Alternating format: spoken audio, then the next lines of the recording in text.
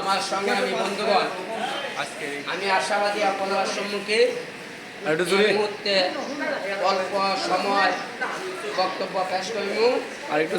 তারপরে আমি আপনাদের সম্মুখ থেকে বিদায় নিচ্ছি।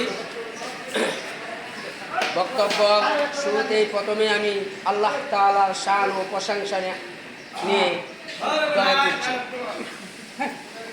أعوذ بالله من الشيطان الرجيم بسم الله الرحمن الرحيم الحمد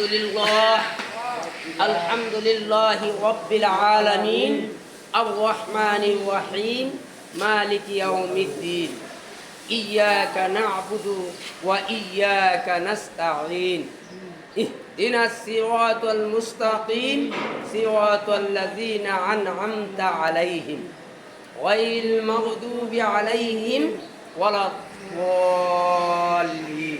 সাংবাদিকরা মোবাইল ধরে কেমনে? আর কাম নাই, ইন্ডিয়ার বক্তব্য ধরা। আলহামদুলিল্লাহ ভাই, আমি সর্বপ্রথমে আপনাদের সম্মুখে কালামে পাকের থেকে তেলাওয়াত করিলাম, যেটাকে বলা হয় উম্মুল কুরআন সূরাতুল ফাতিহা। এই সূরাতুল ফাতিহার মাধ্যমে আল্লাহ পাক রব্বুল আলামিন তারিফ এবং প্রশংসা নিয়ে ঘোষণা করছেন।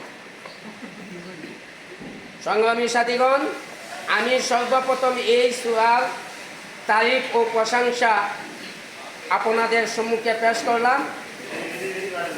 এখন আপনাদের কাছে আমার একটাই দাবি, আমরা এই দেশের নাগরিক, আমাদের এই দেশ সোনার বাংলাদেশ, আমরা এই দেশের বাসিন্দা। আমাদের দেশের মাধ্যমে শতকরা 90% মুসলমান। আমাদের এই দেশের মাধ্যমে শতকরা 10% হইল অন্য জাতি। সংগ্রামী সাথীগণ, আপনারা জানেন কিছুদিন আগে যে সরকার ছিল,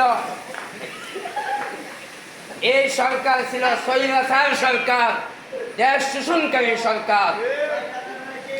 আজকে সেই দুঃসরকার এই দেশ থেকে পালায়িত হইয়া চলে গেছে।